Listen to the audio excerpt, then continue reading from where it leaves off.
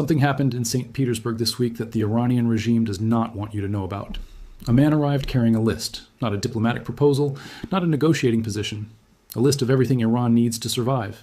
Air defense systems, fighter jets, intelligence infrastructure, emergency economic lifelines, the full inventory of a regime that is running out of options and running out of time. That man was Iran's foreign minister. And he flew to Russia in secret because Tehran had nowhere else to turn. But what he brought back was not salvation.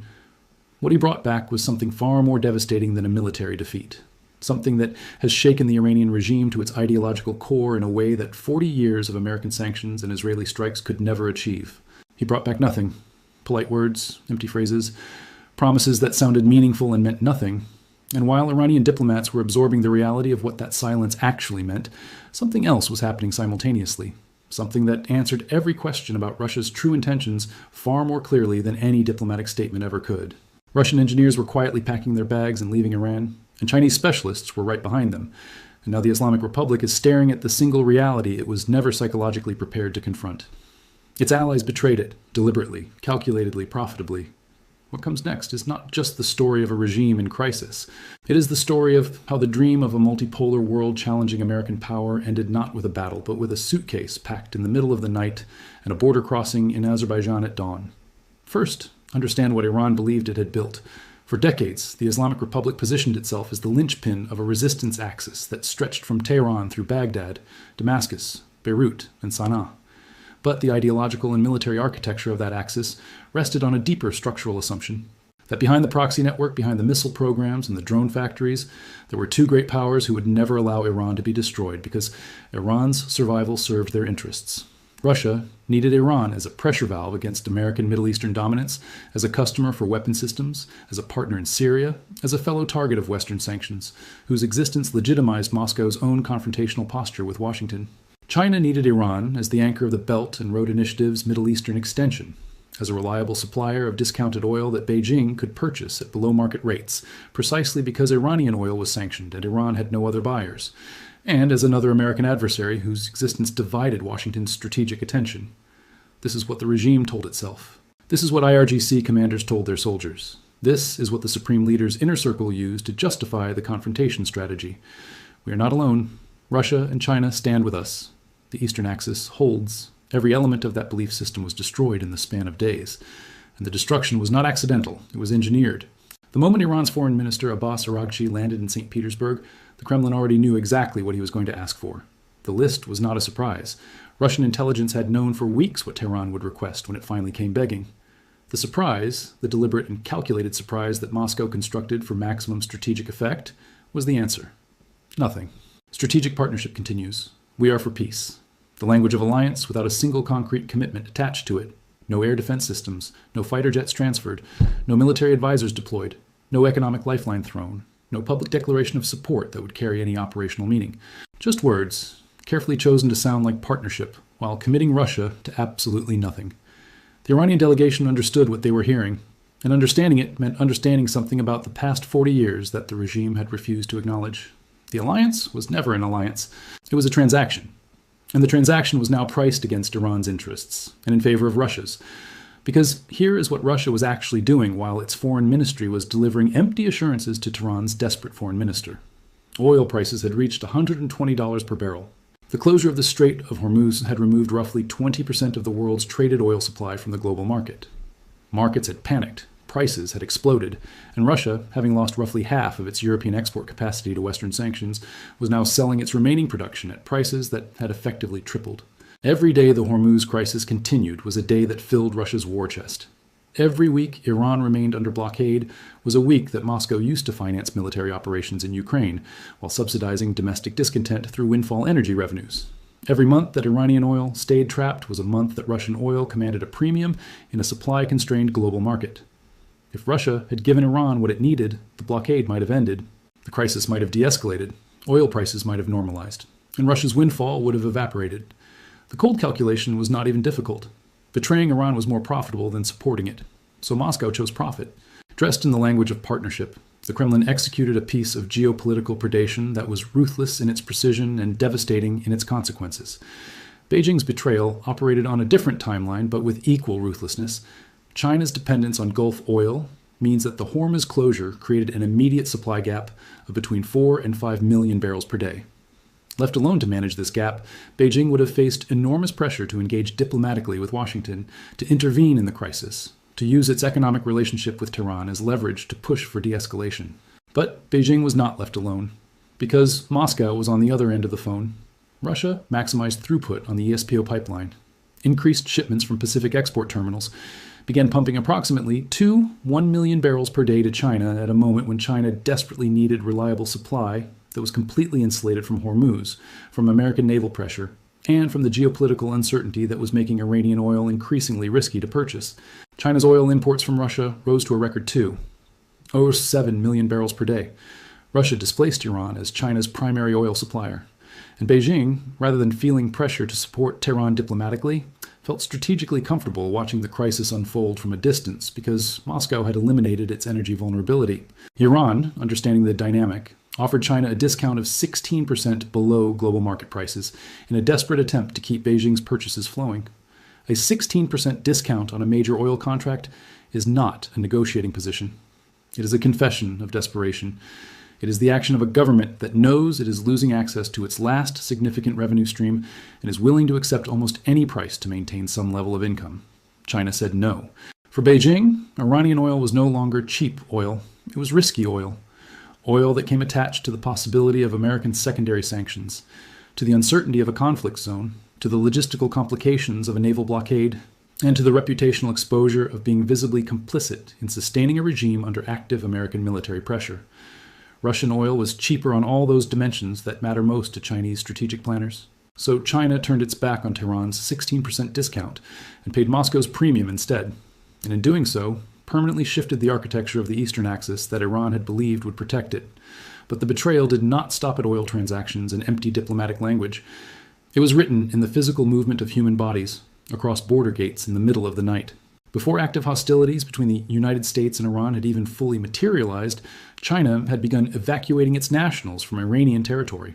Not tourists, not ordinary migrant workers. The specific personnel China chose to prioritize for evacuation tells you everything about what Beijing had already calculated regarding Iran's future.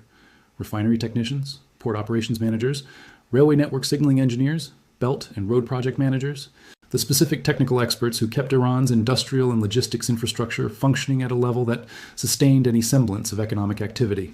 791 critical personnel in the first wave alone evacuated through Azerbaijan as the fastest and most reliable exit corridor. Emergency action plans activated for the thousands of additional Chinese specialists remaining in country.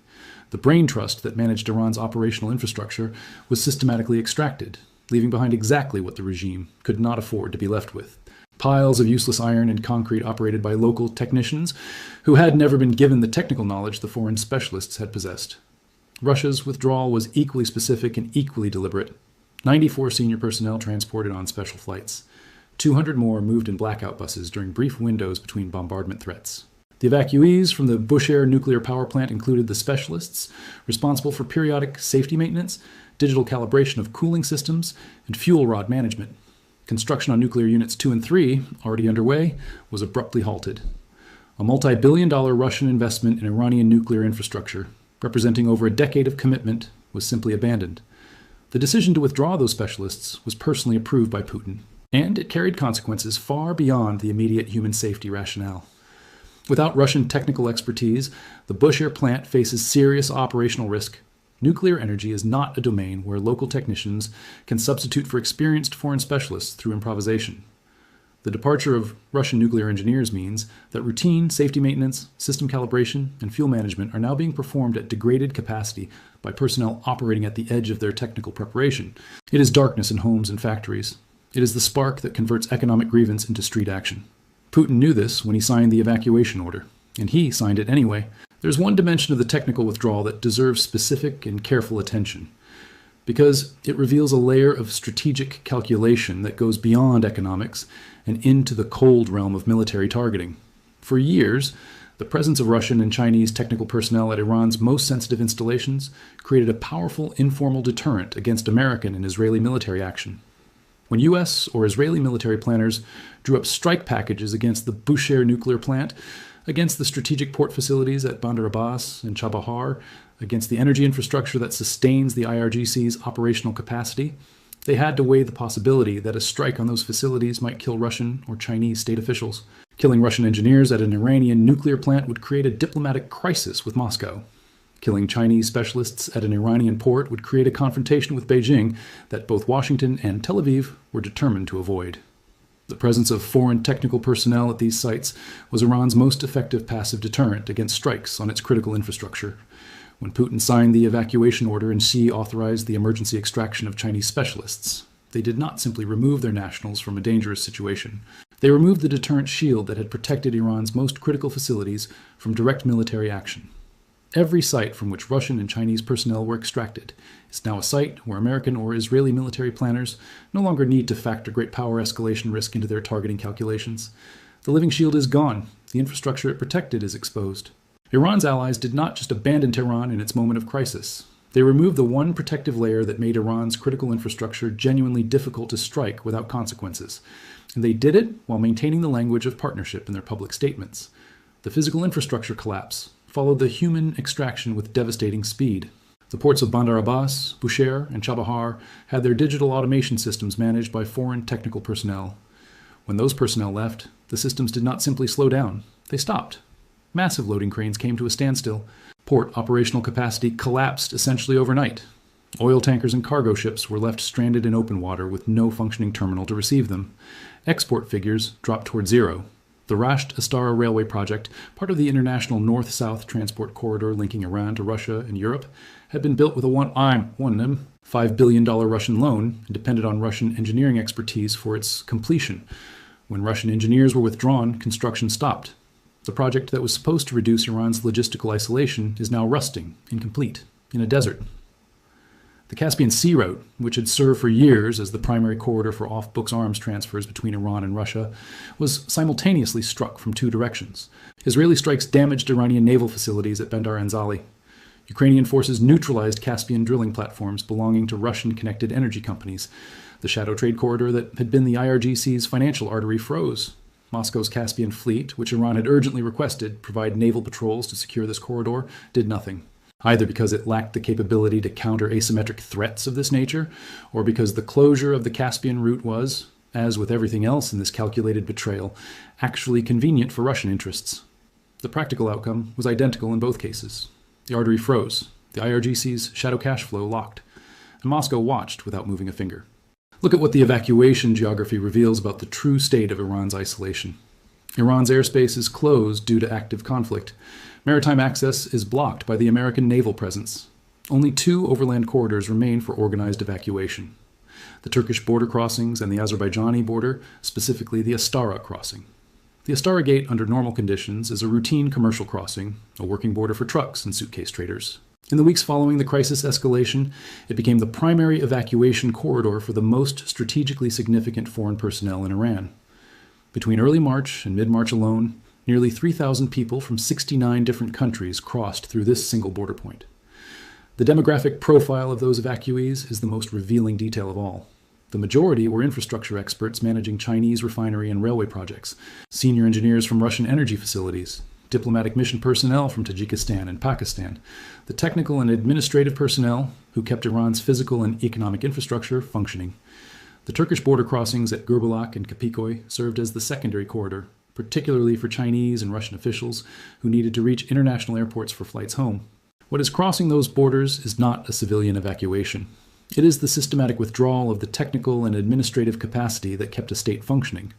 What remains on the Iranian side of those border gates is infrastructure, without the expertise to operate it, facilities without the technical knowledge to maintain them, and a regime staring at the physical manifestation of what its alliances were actually worth. The domestic consequences of this cascading collapse are producing exactly what the regime fears most and has least capacity to manage. Iranian workers were already surviving on monthly incomes of between $200 and $300 in the context of hyperinflation and currency collapse. The supply shocks produced by port paralysis, logistics network failure, and the withdrawal of foreign technical support are driving food prices higher in a population that was already allocating most of its income to basic necessities. Fuel shortages are emerging from the same logistical disruptions. Power outages are lengthening as electricity generation capacity degrades. But what keeps regime security analysts awake is not the suffering of ordinary citizens, as severe as it is. It is the suffering of the people who hold the guns. The IRGC's massive military apparatus requires consistent and substantial financial sustenance to maintain loyalty. Soldiers who cannot provide for their families. Officers whose salaries have been eroded to meaninglessness by hyperinflation. Militiamen whose ideological commitment has never been tested against the concrete reality of genuine material deprivation. These are the people the regime depends on to control the streets, man the checkpoints, suppress the resistance, and maintain the physical, coercive infrastructure of authoritarian control. When oil revenues collapse, when the shadow financial networks that fund the IRGC's parallel economy are severed by the Caspian closure and the port paralysis, and the UAE's asset freeze, the money that keeps those soldiers loyal runs out. And history provides a consistent and unambiguous answer about what happens to military organizations when their members are not paid. Ideology has a market price, and that price has not been met in Iran for some time. The lower-tier soldiers already selling operational intelligence to survive are the early signal of a dynamic that, if it progresses, becomes existential for the regime's ability to maintain domestic control. Here's the full picture of what has been assembled against the Islamic Republic simultaneously. The naval blockade has stopped maritime exports and imports. The land bridge through Pakistan is collapsing. The UAE pipeline has neutralized the Hormuz threat. Arab coalition military preparations are accelerating. Russia has provided nothing while taking Iran's Chinese oil market for itself. China has refused even a discounted purchase offer and extracted its technical personnel. The Caspian route is frozen. Iranian ports are paralyzed. The Bushehr nuclear plant is operating with degraded technical support. The IRGC's internal security has been penetrated. Elite soldiers have been killed in precision operations, coordinated with inside intelligence. And every foreign ally whose presence provided a passive deterrent against strikes on critical infrastructure has left. The Islamic Republic built a resistance axis, funded it, armed it, exported chaos through it across the Middle East for 40 years, sacrificed its own economic development to sustain it, supplied Russia with thousands of Shahed drones and ballistic missiles through a conflict that put Iranian missiles in proximity to NATO infrastructure. And when the moment of existential crisis arrived, Russia took Iran's oil market and sent empty words. China withdrew its engineers and bought Russian petroleum. Both powers extracted their personnel and removed the living shield from Iran's most critical sites.